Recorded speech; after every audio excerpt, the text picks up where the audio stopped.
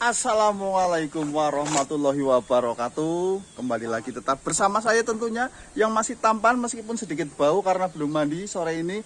Tapi siang udah ya.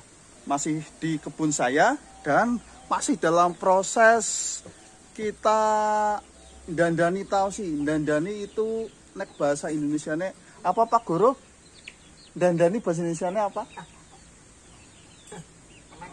Wah, guru nebak lalen. Ya wis, intinya kita ya makeover tausi yang sudah terlanjur akarnya over jebeber. Ibaratnya lambe ya lambene tonggo. Biasanya yang komennya itu nyelekit. Oke, ikuti terus pokoknya. Jangan lupa ya. Nanti kita masih bersama Mas Heri tentunya. Oke. Ini dia hasil setelah dipotong akar-akar yang gede.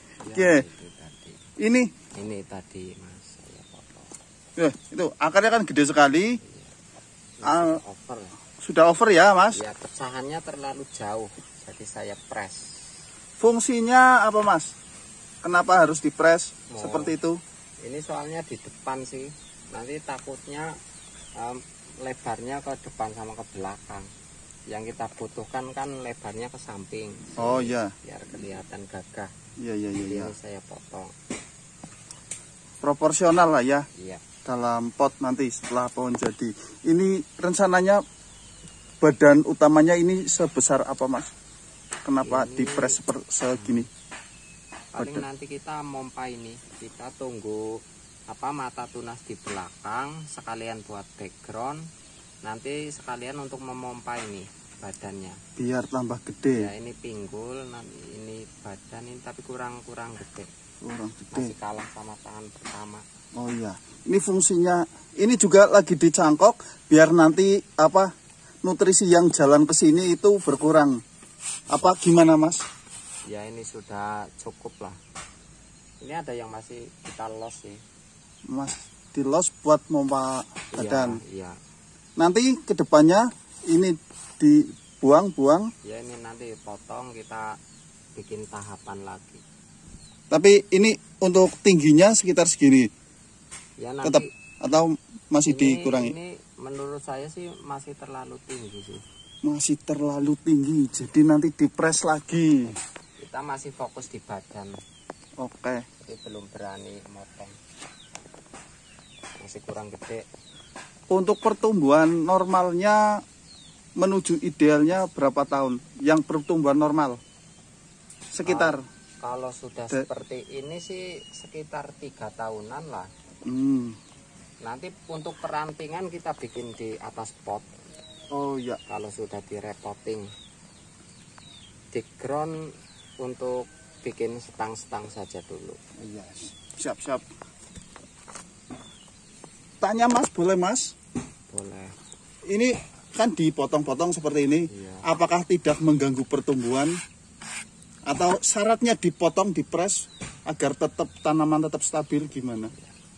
Ini kebetulan sekali yang akar yang sudah dominan ini yang tidak mengganggu pertumbuhan.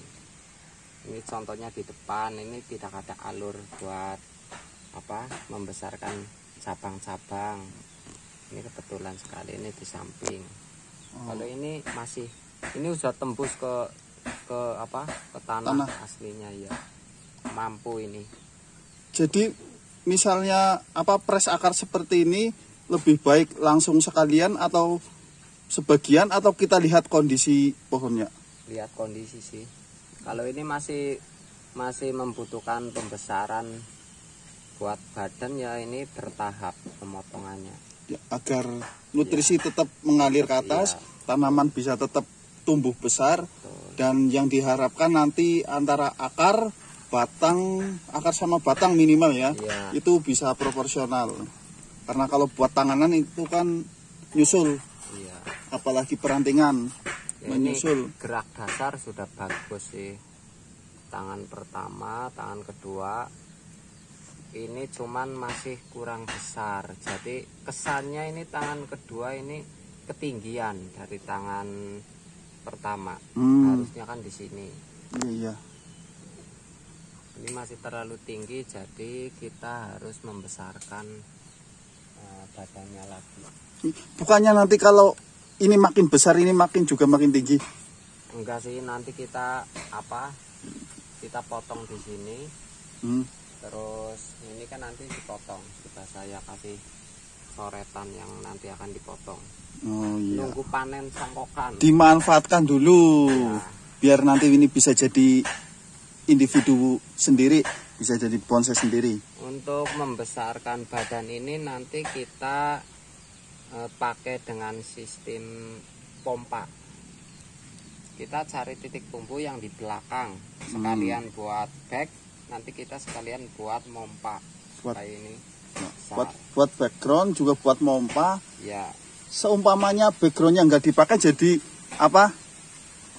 Bekas luka itu ada di belakang ya, Mas? Ya. Wajib di belakang. Wajib di belakang kalau buat mompa programan bonsai. Ini sudah lumayan sangar. Jadi ini dulu pas dapat itu akar presnya belum maksimal. Iya, terlalu panjang. Iya, terlalu lebar sini ya. Masih ingat dulu. Kalau untuk gaya bonsai sebenarnya sih selera masing-masing. Iya. Tapi untuk memenuhi kriteria dalam kontes ya selalu itu ada. Dalam PBBI ada pakemnya sendiri. Kalau mau nilai yang besar ya wajib mengikuti pakem yang ada. Itu diapain, Mas? Buat apa? Ya supaya akarnya menyebar ke samping, enggak ke bawah. Oh, itu yang bekas pres-presan ya? Iya. Akarnya enggak nembus langsung ke bawah nanti. Sebenarnya kalau untuk pohon tausi sih akar selalu dominan ke samping sih, cuman ini untuk mengantisipasi saja. Ya, biar seumpamanya akarnya maring jero nyelungsep itu nggak kerja double. Iya. Nah, begitu teman-teman. Ini masih seputar pohon tausi yang sekarang lagi mulai muncul di kontes nasional, meskipun kelasnya masih pada ikutan kelas prospek. Kalau untuk bonsai jadi belum pada keluar. Minimal madya itu belum pada keluar. 3 tahun lagi lah. 3 tahun lagi. Di Bina Raja Floris ada 1. Sombong. Ya minimal ikut prospek ya, Mas. Iya dong. Kalau untuk regionalnya ya menyusul. Pasti kalau prospek sudah bisa, regional nanti menyusul. Insya Allah juga naik ke madya, naik ke utama, naik ke bintang, terakhir naik ke pelaminan. Naik ke jangan terakhir, Mas. Itu kalau bisa secepatnya. Oh, secepatnya. Malah sih masa 33 tahun titit cuma buat pipis. Nah.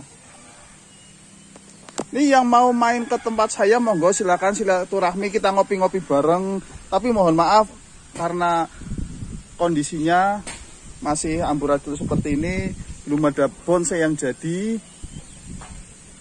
Seperti ini itu beberapa contoh programan itu juga hasil tangan dari Mas Heri sama Mas Riki. Kebetulan beliau berdua yang lebih sering dolanan nang kebon. Untuk anting putri ada sebagian besar anting putri programan. Beberapa ada pohon loa dan kimeng. Kalau tausi yang gede-gede itu di sini. Tapi kalau yang masa pembibitan, masa pembesaran itu ada lahan sendiri, lahan ground sendiri. Lahan bareng teman-teman. Kalau mau, monggo silahkan di Google Maps-nya Bina Raja Floris Mandi Raja Banjarnegara atau nomor WA 083862286946. Kita ngopi bareng, kita silaturahmi. Sudah saya bikinkan gubuk di situ buat duduk-duduk sambil ngopi. Nah, ini biasanya tempat buat curhat nongkrong itu di depan ada aglonema dan aroid.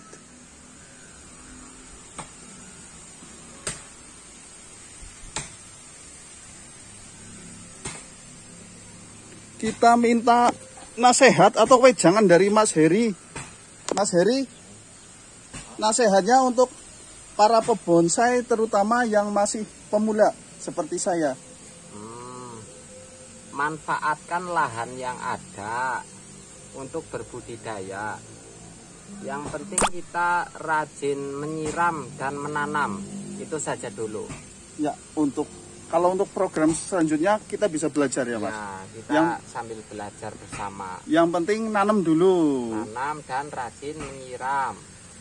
Itu nomor 1. Harus tanaman yang kita sukai atau ngikutin tren atau seadanya saja? Kalau untuk belajar ya kalau bisa sih macam-macam tanaman, segala jenis supaya kita tahu karakter tanaman masing-masing.